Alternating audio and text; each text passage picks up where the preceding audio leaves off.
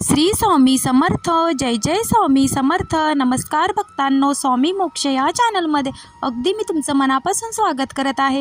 हे स्वामी राया सर्वांना चांगली बुद्धी द्या, आरोग्य द्या, ही स्वामीचरणी माझी प्रार्थना. तर पहा भक्तांनो, आपण आज एका ताईंचा अनुभव ऐकणार आहोत. तर तुम्ही तो लक्षपूर्वक ऐका. हा अनुभव ऐकून तुम्हाला स्वामींची महती व स्वामी सेवेची ताकद कळणार आहे. अगदी खूप सेवा करून थकले आहात, मात्र कशातच यश नाही, तर प्रत्येकाने हा ताईंचा अनुभव जरूर ऐका, म्हणजे प्रत्येकाला स्वामी सेवेची प्रचिती येणारच. तर पहा भक्तांनो, सुंदर असा हा अनुभव आहे, तर तो शेवटपर्यंत तुम्ही ऐका आणि स्वामी मोक्ष या चॅनलला माझ्या लाईक करा आणि सबस्क्राईब करा आणि जास्तीत जास्त शेअर करण्याचा प्रयत्न करा भक्तांनो, तेव्हाच तुम्हाला माझे नोटिफिकेशन येत राहतील. तर पहा, या ताई आहेत मुंबई इथल्या मीरा सोनावणे असं ताईंचं नाव आहे. सर्वांना श्री स्वामी समर्थ असं ताई म्हणतात. सौ मीरा सोनावणे. मी लग्नापासून या सेवेमध्ये आहे. माझ्या शेजारचे जातात म्हणून मी या स्वामी सेवेत आली, मात्र स्वामींची गोडी लागली. मला हे समजले नाही, स्वामींची आवड निर्माण झाली व मी स्वामी सेवा करू लागले. स्वामी सेवेत येऊन मला बरीच वर्ष होऊन स्वामींची प्रचिती आली नाही. मी फक्त सेवा करत असताना मला शांती वाटत असे, एवढंच फक्त माझं ते समाधान व्हायचं, पण मला प्रचिती आलेली नव्हती. तर पहा, माझ्या घरी सर्व काही चांगलं आणि सुखाचं सुरू होतं, मात्र एके दिवशी माझा मुलगा खूप आजारी पडला. अगदी दहा वर्ष तो 10वीला होता आणि आजाराने त्याला गाठलं. त्याला अनेक दवाखान्यात फिरवलं, तसेच बाबा बुवा सगळीकडे फिरवलं. वाटेल तेवढे पैसे खर्च केले, मात्र कशातही यश येईना आणि फरक येईना. मात्र आता काय करावं हे आम्हाला काहीच सुचत नाही. म्हणून स्वामी एकदा तरी आपल्या आयुष्यात आपली परीक्षा घेतातच आणि ती इतकी कठोर घेतात की ते म्हणजे ती परिस्थिती विकोपाला नेऊन ठेवतात, की म्हणजे आता सगळं संपलं असं वाटतं. पण आपण स्वामींची सेवा सोडायची नाही आणि स्वामींवर विश्वास ठेवून तो डगमगून द्यायचा नाही. तर पहा भक्तांनो, असं काही घडलं की स्वामी परीक्षा घेत होते, पण मी परीक्षेत भरकटत होती, म्हणजे उतरत होती. 2 वर्षात माझा मुलाचा त्रास कमी झालाच नाही. म्हणजे 2 वर्ष त्याला तो त्रास होत होता, तो 2 वर्ष त्याला त्रास कमी झालाच नाही. रागात येऊन मी स्वामी सेवा सोडून देण्याचा निर्णय घेतला. 8 दिवस स्वामींचं नावही घेणं सोडलं, कारण इतकं करूनही माझ्या मुलाला काहीच फरक येत नव्हता. मग स्वामी या जगात नाही असं वाटले. त्या दिवशी स्वामींसोबत खूप भांडले. स्वामी सांगतात ना की भिवू नकोस, मी तुझ्या पाठीशी आहे असं सांगतात. मग तुम्ही पाठीशी असताना हे झालं कसं? असं व्हायला नव्हतं पाहिजे होतं. मग स्वामींची मूर्ती घेऊन मी एका कपड्यात ठेवून कपाटात ठेवली आणि 8 दिवस झाले. अचानक माझा मुलगा सिरियस झाला. 8व्या दिवशी चक्क स्वामी माझ्या मुलाशी बोलत होते. श्वास माझा गुदमरत होता. मला कपाटातून मोकळे कर, मला असं काय होतंय, मुलगा असं का म्हणतो, हे मला काहीच कळत नव्हतं. तर पहा, म्हणजे मी स्वामींना कपाटामध्ये, मग रागामध्ये कपड्यात बांधून स्वामींना आमच्या कपाटामध्ये ठेवलं. पण माझी स्वामींना परीक्षाच घ्यायची होती. तर पहा, त्यांनी माझ्या म्हणजे मुलाच्या रूपामध्ये येऊन माझ्याशी त्यांनी सांगितलं की माझा श्वास गुदमरतो आणि मला तू बाहेर काढ. माझा मुलगा असं म्हणत होता की मला बाहेर काढ, माझा श्वास गुदमरतो. अगदी सुरुवातीला कोणालाच काही समजेना, नंतर समजायला लागलं की स्वामींना आम्ही कपाटात ठेवलं आहे. हेच स्वामी माझ्या मुलाच्या रूपात बोलत आहेत. कपाटात स्वामींना ठेवलं होतं, मात्र खास श्वास माझ्या मुलाचा गुदमरत होता.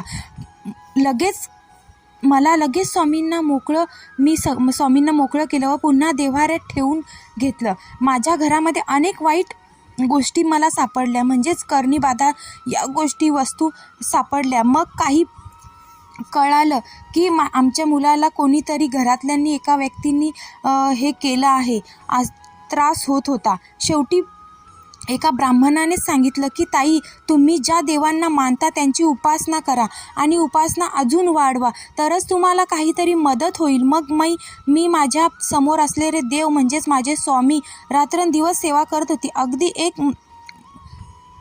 एक महिना स्वामींचा श्वासासारखा जप केला. स्वामी चरित्र सारामृत गुरुचरित्र पारायण केली, कारण माझ्या मुलाचा जीव वाचवण्यासाठी मला काहीतरी करायचं होतं. त्या दिवशी गुरुवार होता, पौर्णिमा होती. माझ्या घरात सकाळी चाफ्याची फुले पडली होती. स्वामींना चाफ्याची फुलं आवडतात हे मला माहितीच नव्हतं आणि मी फुलं कधीच देवापुढे ठेवत नव्हतं, कारण माझ्या मिस्टरांना म्हणजे स्मेलचा म्हणजे फुलांचा आणि अत्तर आणि सेंटचा माझ्या मिस्टरांना खूप त्रास व्हायचा श्वसनाचा, म्हणून आम्ही फुलं देवासमोर ठेवत नव्हतो किंवा अगरबत्तीही मी लावत नव्हती. फक्त दिवा लावायची आणि स्वामींचं नामस्मरण आणि सेवा करायची. तर पहा, अगदी मी सगळ्यांना विचारत होती की ही फुले कोणी आणली, कुठून आणली, सर्वांना विचारत होती, पण कोणाच्याच लक्षात आलं नाही. माझ्या मुलाच्या अंगाजवळ, डोक्याजवळ ती फुलं होती. त्या दिवशी आम्ही सर्व स्वामी केंद्रात गेलो.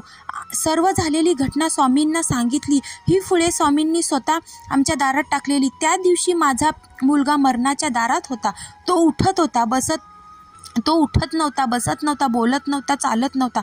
पण नंतर मी जेव्हा स्वामींना ही माझी म्हणजे असं माहिती सगळी, म्हणजे मी माझी जी परीक्षा घेतलेली स्वामींनी, जे मी स्वामींना असं कपाटात ठेवलेलं, ते स्वामींच्या समोर मी कबूल केलं. माझी जी चुकी होती ती स्वामींच्या समोर मी कबूल केली आणि स्वामींनी ते मान्य केलं आणि माझा मुलगा चालू लागला, बोलू लागला, फिरू लागला. खरं तर आमच्या घरात आयुष्यात दसरा आणि दिवाळीच होता तो दिवस, म्हणजे जेव्हा स्वामींनी माझ्या मुलाला बरं केलं.